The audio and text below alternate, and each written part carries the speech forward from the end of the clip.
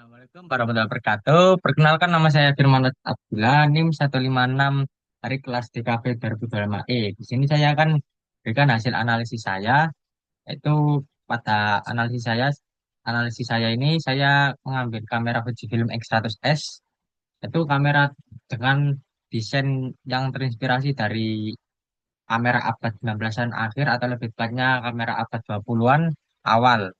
Pada revolusi industri pertama hingga revolusi industri kedua. Oke, selanjutnya pengertian dari Fujifilm itu sendiri. Nah, Fujifilm itu berdiri pada 1934 sebagai produsen film dan kertas foto. Lalu mengembangkan kamera Fujica pada tahun 1960 hingga 1980-an yang membentuk keahliannya dalam desain kamera. Pada era digital 1990-an, mereka itu beradaptasi lewat seri Finpic dan berkembang hingga tahun 2010 dan akhirnya lahirlah Series X, yaitu kamera mirrorless bergaya retro dengan kontrol manual.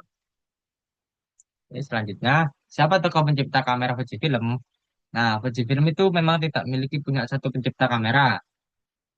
Jadi, kamera ini berkembang lewat banyak orang yang mengerjakan kamera Fujica dan akhirnya akhirnya itu lahirlah gaya retro modern khas pada X series ini.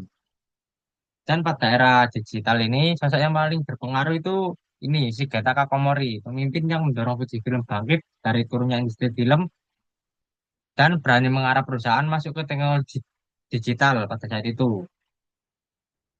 Dan selanjutnya sejarah. Ada sejarah kamera. Kamera itu pertama kali muncul pada awal 1800-an ketika Joseph Nispore Niepce membuat pot sederhana yang mampu menakip kamera.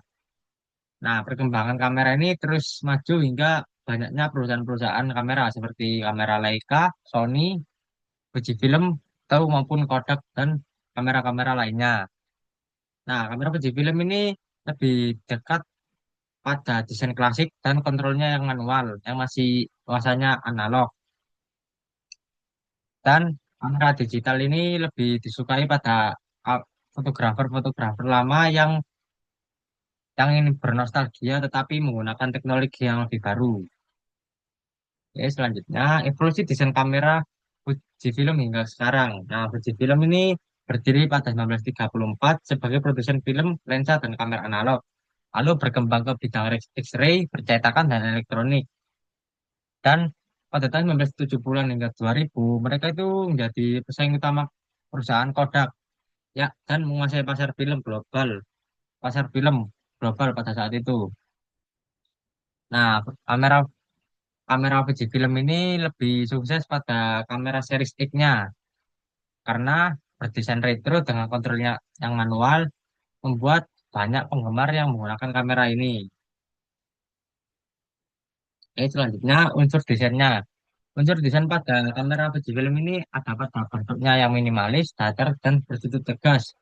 Fujifilm ini sengaja menghilangkan banyak tonjolan agar tubuh kameranya terlihat bersih dan ringkas.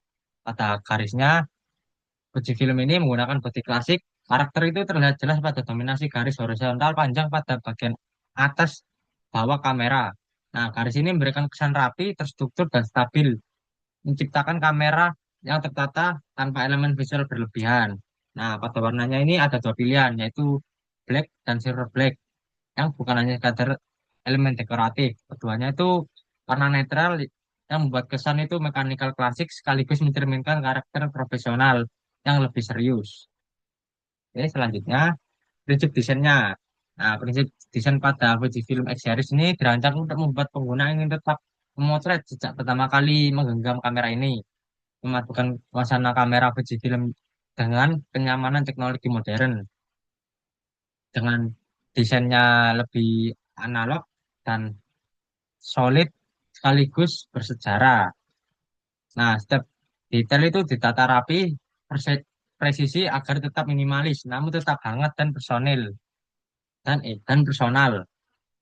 Oke, selanjutnya filosofi desain kamera ini. Nah, desain Fujifilm X100S ini dibuat dengan pendekatan yang lebih alami dan terasa dekat dengan pengguna. Kamera ini tetap mempertahankan bentuk klasiknya, tapi tetapi setiap detailnya itu disempurnakan agar lebih enak pada saat digenggam, tanpa lebih tanpa perlu banyak kesulitan lah saat untuk menggenggamnya.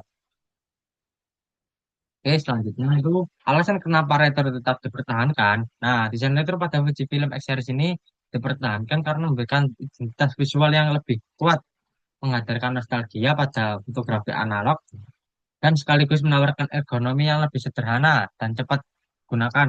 Gaya klasik ini juga menjadi pembeda dari kamera-kamera modern yang lain dan membuatnya lebih lebih emosional dan lebih relevan bagi kreator konten yang menginginkan perangkat fungsional dengan karakter visual yang khas.